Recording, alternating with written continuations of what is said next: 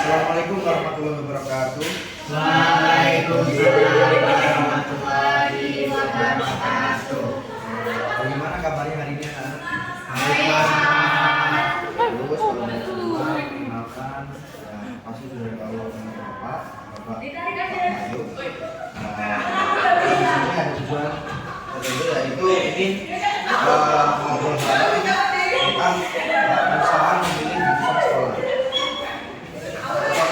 Tujuan perusahaan, ya perusahaan ini maksudnya itu lah. Nah, sebelum kita mulai, ketua kelasnya Bang Andika untuk memulai mungkin doa. Oke, sebelum kita masuk ke dalam, kita berdoa mulai.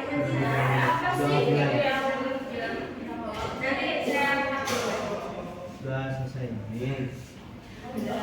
Sudah siap ya anak-anak? Ya, Nah, jadi hari ini dari anak-anak sendiri apa ada yang jahat? Banyak, Pak. Iya ya. Kalau apa ya ini kita jadi materi yang Bapak bilang Bapak ingin membahas tentang keresahan di jurusan sekolah. Nah, kalau keresahan sendiri sudah pasti tahu. Tapi pernah nggak sih teman-teman mengalami keresahan itu dulu waktu SMA, waktu SMP?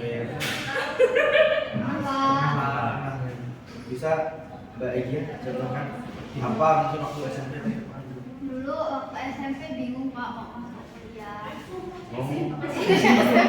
Maaf, Pak. SMA ya. Maaf, Pak. Jadi waktu SMA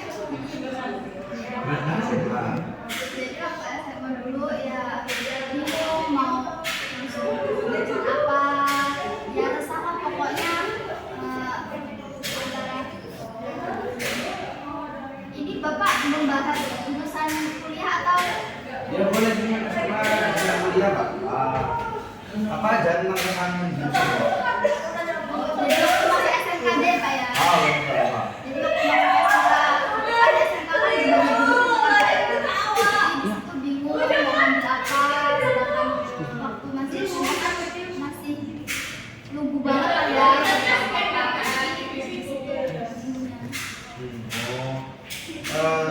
Kalau itu termasuk keresahan juga sih ya. Kalau ini juga kayak ibaratnya kalian nggak pintar matematika tapi masuk IPA, ada yang pernah alami? Pernah? Dulu waktu SMA pasti ya. Nah, ketika keresahan itu ada, kan ada rasa timbul rasa nggak tenang, nggak nyaman. Selama mungkin kalian di SMA, cara mengatasi ketidaktenangan itu untuk menerima jalan yang seharusnya kalian pilih gimana?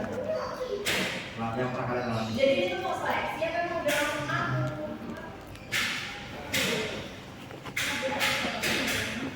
Ngajarin kegiatan sekolahan. Saya bisa ikut apa namanya? OSIS, terus eskul lainnya, basket. Itu membuat nyaman di sekolah itu kan, ya meskipun terlalu matang tapi mana nyaman, bagus juga sih. Kembali ke topik utama yaitu keresahan yang ada di jurusan. Kendala yang paling utama terjadi ketika adanya keresahan dalam hal apapun, pertama dari Bapak sendiri, pahamilah diri kalian nih. Kalian maunya gimana? Kalian bisanya apa? Ibaratnya contoh nanti suatu saat kalian punya adik, jangan jauh ke kuliah lah, ke SMA dulu gitu, yang dipilih IPA atau IPS atau SMK di sana. Kalian bisa kan melihat dia itu lebih suka di mana. Tapi bukan hanya suka, lebih punya apa ya? Apa tadi? Skillnya di mana? Ibaratnya skillnya pintar gambar, terus coba ya, sekolah seni juga bisa. Nah, itu juga skill-skill itu harus kita sebagai orang-orang yang mungkin bakal belajar di sana, kita harus menyadari dan memahami. Skillnya memasak masuk ijazah bukan, skillnya pintar matematika, hitung segala macam ya masuk IPA. Nah, kalau misal kita dalam sesuatu yang kan terus dari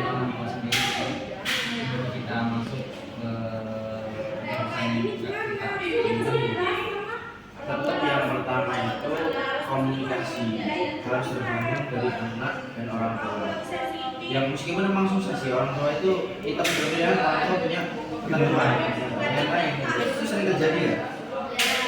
Tetap harus dikasih tahu ngomong. Sekalipun ibaratnya sekalipun kita nggak bisa, ya itu tadi belajar nikmatin semua jalan yang memang itu kita nggak tahu juga soalnya. Kita sekarang kuliah BK, jadi sekarang kita kuliah teknik, belum tentu besok untuk guru jadi kontraktor segala macam. Karena banyak yang terjadi kuliah itu memang apa ya, ajang untuk membentuk relasi atau memantapkan hati untuk kemana seterusnya.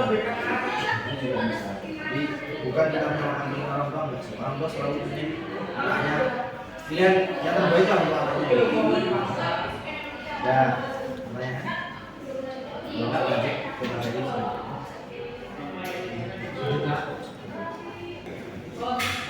Tadi ada kawan yang izin sama Bapak. ya. Dan maaf Pak, saya telah Datang ya? iya. Awal kita lanjut materi berhubungan tentang kembali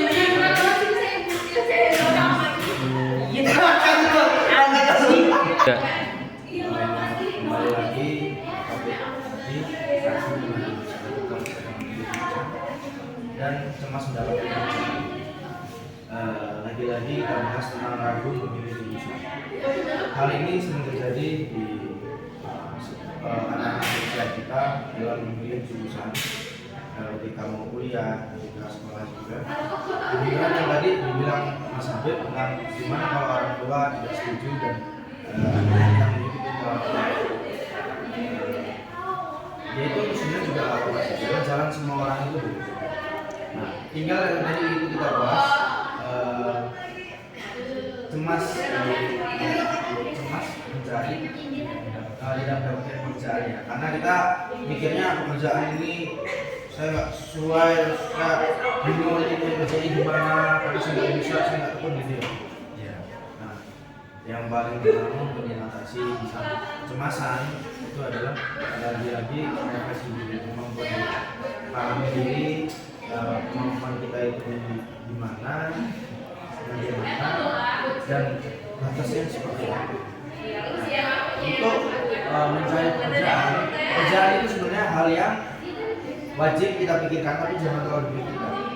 Karena apa yang kita lakukan untuk kita nggak bisa melakukan hari ini untuk esok hari, tapi kita hanya bisa menjalani hari sampai esok hari tiba. Kunci yang paling pertama adalah kita pahami lagi jurusan apa yang kita pilih. Semisal memang tidak sesuai dengan kemauan kita jurusan ini, bisa kita atasi dengan mencari kegiatan lain untuk sekedar menikmati atau sekedar kita happy dengan jurusan. Kita cari hal-hal yang nyaman di dalam jurusan itu. Semisal kita nggak nyaman di BK, kita pengen di teknik, jadi kita cari kenyaman di BK. Bahwa seru memahami orang ini, seru memahami ini, seru bisa tahu karakter orang itu, seru. Kita bisa cari hal seperti itu.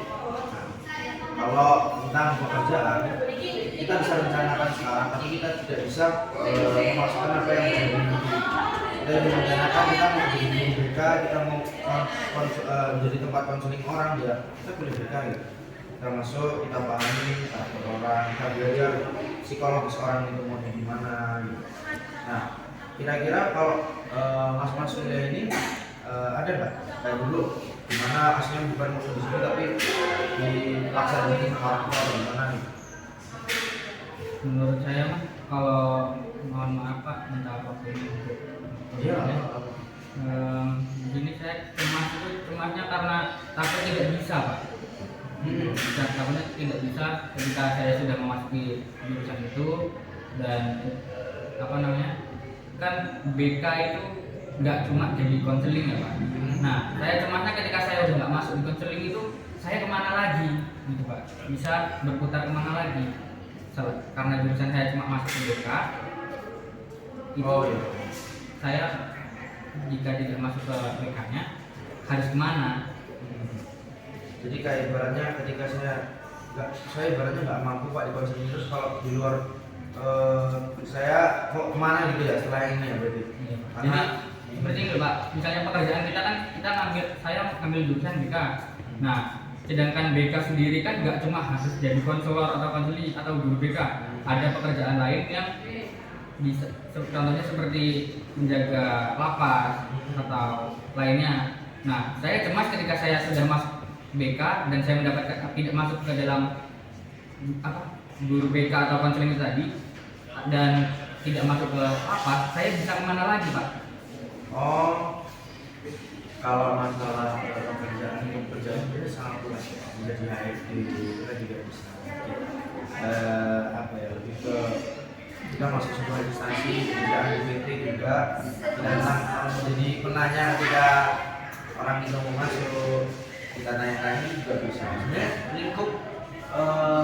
lingkupnya luas sih, apalagi kan kalau cuma BK memang mungkin tadi itu yang seperti itu BK, konselor, habis itu HRD yang tadi jaga lapas, itu juga bisa. Tapi sebenarnya ketika kita sudah mendapatkan mungkin gelar ya dalam pekerjaan apapun, lebih membantu untuk kita kayak ibaratnya ini bicara realita ya, bisa naik pangkat karena cuma benar-benar cuma gelar, meskipun kita nggak tahu gelar itu kita nih dari PT itu tahu nggak kita ini dulu sekolahnya serius enggak, itu nggak tahu. Nah, jadi yang perlu kita yakini adalah pekerjaan apapun nanti, karena banyak kan tadi sebelum Mas Yuda masuk, tadi saya bilang sama anak-anak bahwa kadang kita kerja mikir untuk kerja suatu saat, sebenarnya kita jurusan BK harus hidup ini enggak.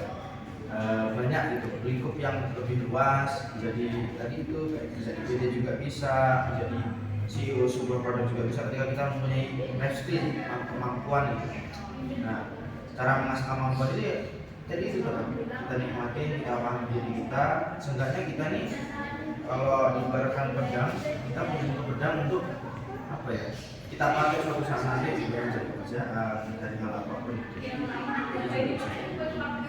Jadi lingkupnya nggak cuma di bimbingan konseling doang ya Pak? Ya, Jadi tidak harus menjadi guru BK ataupun menjadi penjaga lapas. Jadi bisa ke lain gitu. Jadi saya bisa dipastikan tidak merasa cemas karena selain saya bisa masuk ke bimbingan menjadi guru BK atau menjadi konselor ataupun jadi penjaga lapas, saya masih bisa ke yang lain dengan gelar saya yang sarjana konseling. Jadi bisa di mana aja. Yang penting kita itu punya kemampuan, punya kebutuhan, ibaratnya kita pengen jadi sebuah ya CEO atau mungkin apa ya, manajer lah. Kalau dari PT itu tahu kita punya kemampuan itu, sedangkan kita berdasar dengan pendidikan, ibaratnya pemikirannya lebih maju, itu bisa digelar. Jadi semua hal itu memang bisa kita masukin di besar. Ini Pak, kan tadi kalau dari Mas Yuda bilangnya seperti pekerjaan itu yang Bapak omongkan ikutin aja gimana alurnya. Nah, ketika kita masuk suatu perusahaan, kita daftar nyalon di suatu perusahaan, kan mesti ditanyain skillnya apa. Mesti kan kita membawa seperti seperti itu. Nah, mendapatkan kepercayaan dari orang seperti itu gimana Pak? Ketika kita lulusan misal dari bimbingan konseling, padahal kita serapnya kerjanya alat berat seperti kayak gitu. Nah, padahal orang itu tidak percaya pada kalau kita nih jurusannya bimbingan konseling tapi mau ngambil alat berat itu kerja alat berat. Jadi kayak maksudnya gini ya, kayak jurusannya pengen kerja di PT lah. Gimana caranya orang itu bisa ini mampu gitu ya, meskipun dari jurusan bimbingan konseling. Karena kalau menurut pengetahuan Bapak ya, jadi ketika kamu punya itu jadi gimana? Nah, kita kan seperti kerjanya kan mesti suka kita. Kalau kita tidak menyukai pekerjaan itu, kita ini seperti nggak niat kan Pak. Nah, sedangkan lulusan kita tuh, lulusan saya ini dari bimbingan konseling. Nah, bimbingan konseling kan seperti yang Bapak jelaskan bisa jadi HRD, terus guru. Nah, sedangkan saya masuk jurusan bimbingan konseling waktu saya kuliah itu, saya ini cuma suruhan dari orang tua. Kan Bapak jelas sendiri kalau lulusan dari bimbingan konseling itu ya pekerjaannya seperti HRD, terus jadi guru. Sedangkan saya kuliah tuh suruhan orang tua. Saya bahasanya Indonesia manut lah, manut dari omongan orang tua. Ya, karena kan dari orang tua sendiri yang membiayai. Tetapi saya tuh sukanya seperti informatika.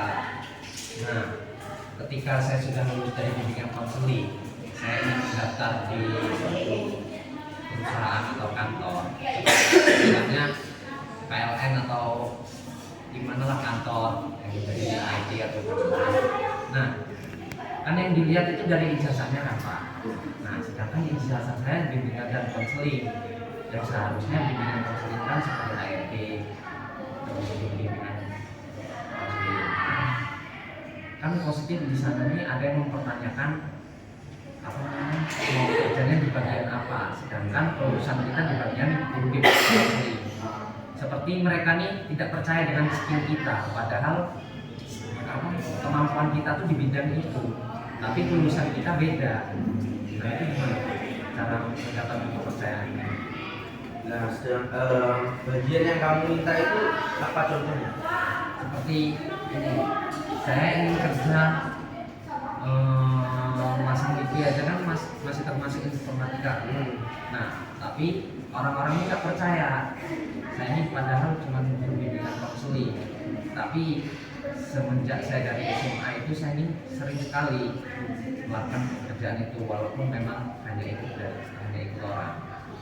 Dan saya ini dari awal memang nggak suka masuk bimbingan konseling, tapi ya itu tadi dari mulai awal tadi saya hanya disuruh orang tua, saya hanya melakukan apa yang terbaik sebagai orang tua. Jadi kalau masang TV ya lebih ke PT tadi ya, alat berat ya. Ketika kamu dari jurusan bimbingan konseling itu, nanti kan sebelum masuk itu kan interview juga kan. Rata-rata yang interview itu orang-orang yang paham psikologis tentang yang cocok kamu itu di bagian mana. Nah, kalau ibaratnya kamu sudah sarjana masuk sebuah itu rata-rata jarang terjun ke lapangan. Lebih ke mungkin ketika terjun ke lapangan sebagai pengawas. Kalau di sebuah PT biasanya langsung ditarik ke manajemennya, workshopnya atau suatu ruangan tertentu yang mungkin harus menghadap komputer atau mungkin lebih ke gimana pembenaran kinerja masuk. Nah, ngebuat orang percaya bahwa kamu itu mampu untuk lintas jurusan itu sebenarnya lumayan susah. Tapi ya itu tadi yang saya bilang life skill itu begitu. Sebelum masuk biasanya di training. Oke, udah kalau emang kamu mampunya ibaratnya ini ya, kamu mampunya mau jadi ini HRD-nya lah atau apa. Kita di training dulu gimana cara kamu jadi HRD. Nah, ketika kamu di situ kurang mampu, ya mau bagaimanapun kalau emang kamu merasa masih pengen di situ, ya udah tetap di situ, tapi mungkin dialihin ke yang lain. Oh, kamu pinternya di komputer nih, kamu jadi workshopnya aja atau apa segala macam. Nah, ketika kamu mampunya di lapangan, udah megang bulldozer aja, megang spator. Nah, itu juga kalau memasang BB itu juga bisa sih. Kalau masang BB itu lebih ke life skill, pemahaman kita tentang tabung gas, minus, masa segala macam, terus ini internetnya mau dibawa kemana, berapa Mbps segala macam, itu sebenarnya pemahaman yang juga lumayan. Tapi kalau kamu bisa gimana? Kalau ada coba. Jadi itu kalau ada pertanyaan, kesimpulan yang bisa saya bapak sampaikan yaitu apapun yang bakal jadi pekerjaan kalian, apapun yang sudah kalian pilih, nanti saja jangan pernah kalian jadi benturan di hati untuk membuat itu semakin membuat diri kalian kayak semakin gundah segala macam, padahal aslinya kita nggak tahu hari esok itu gimana. belum tentu kita sekolah di BK hari ini bisa jadi guru BK juga belum. Jadi ujian nikmatin apapun yang terjadi itu sudah terjadi. Jadi banyak yang sudah Mas Hadir, mungkin Mas Ika di awal juga itu bagus. Nanti kita akan cari lagi ngobrol lagi tentang karir. Nah, ini kita akan kasih dari dua.